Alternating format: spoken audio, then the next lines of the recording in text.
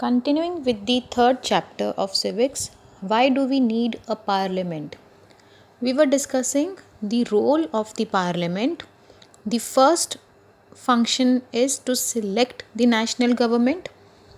Elections हो गई, जो भी majority party जीती, it forms the government. Now the second role is to control, guide and inform the government. ये किसके थ्रू होता है? The parliament while in session begins with a question hour.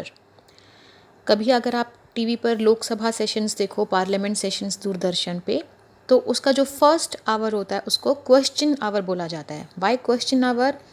And the question hour is a very important mechanism through which MPs can elicit information, which means get information about the working of the government.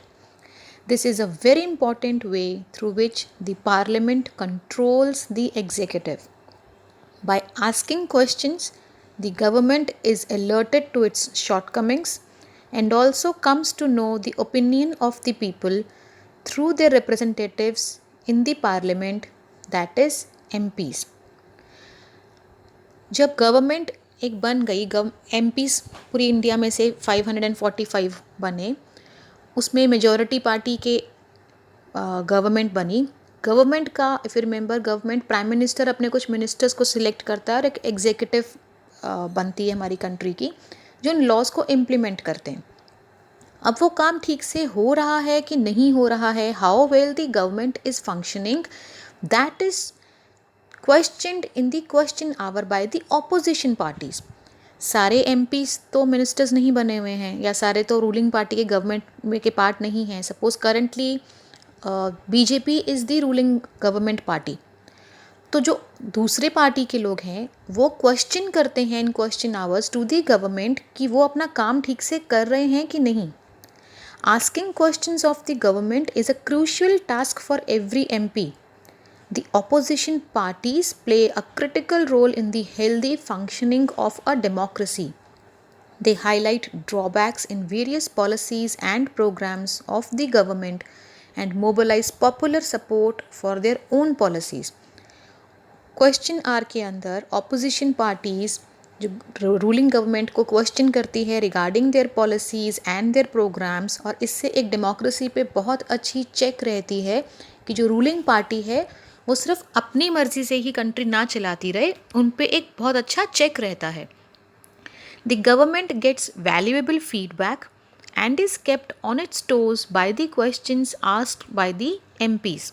Government को एक feedback भी मिलता है कि हमने जो policy बनाई उसका क्या हमको ओपिनियंस उसके बारे में पॉजिटिव या नेगेटिव मिल रहे हैं.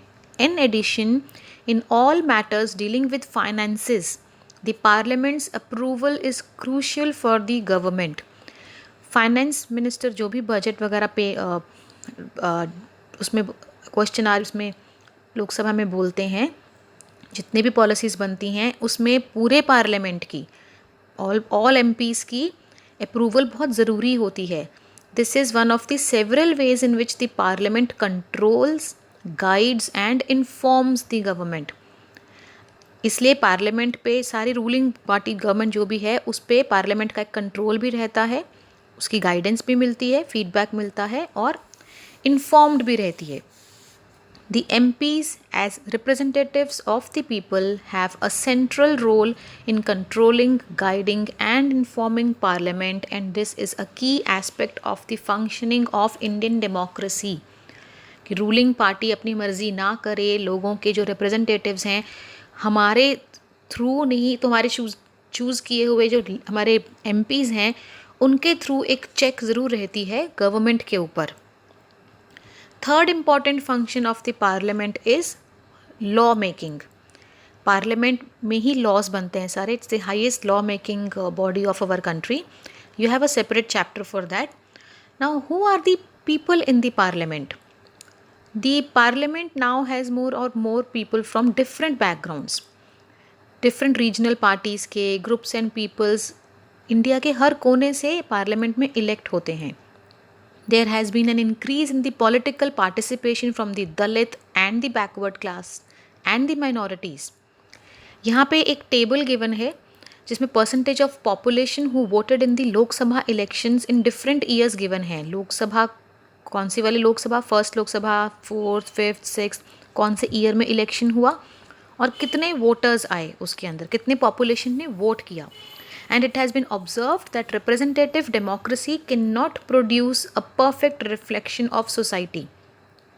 There is a realization that when interests and experiences separate us, it is important to ensure that communities that have been historically marginalized are given adequate representation.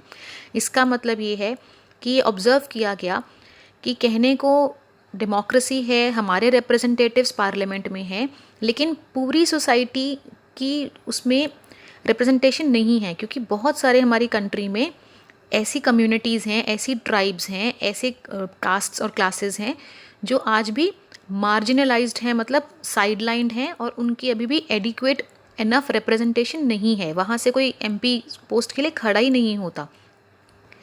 With this in mind, some seats are reserved in the parliament for SCs and STs. This has been done so that the MPs elected from these constituencies will be familiar with and can represent Dalit and Adivasis interests in parliament. This is a very important thing in parliament. हमारी parliament में जो लोग already backward हैं, आदिवासीज हैं, schedule caste, schedule tribes, Dalits, उन लोगों को पता ही नहीं है कि पार्लियामेंट में उनकी भी रिप्रेजेंटेशन हो सकती है। जब तक उनकी रिप्रेजेंटेशन नहीं होगी, उनके इंटरेस्ट्स, उनके डिमांड्स वो कैसे पार्लियामेंट तक पहुंचेंगी। इसलिए पार्लियामेंट में some seats are reserved for SCs and STs, which means कुछ एरियाज़ में सीट्स रिजर्व्ड होती हैं कि वहाँ पे सिर्फ SC और ST के ही कैंडिडेट्स इलेक्शन में खड़े हो सकते हैं, ताकि उनकी भी रिप्रेजेंटेशन हो इन the parliament. Similarly, it has been recently suggested that there should be reservation for the seats in women also, for women also. ये इशू अभी भी डिबेट हो रही है इसके ऊपर in parliament. 60 years ago only 4% of MPs were women और आज भी it is just around 9%. This is a very small share when you consider कि half of the population is women, लेकिन उनमें से MPs मुश्किल से सिर्फ 9% हैं। It is the issues of this kind that force the country to ask certain difficult and unresolved questions about whether our democratic system is representative enough or not.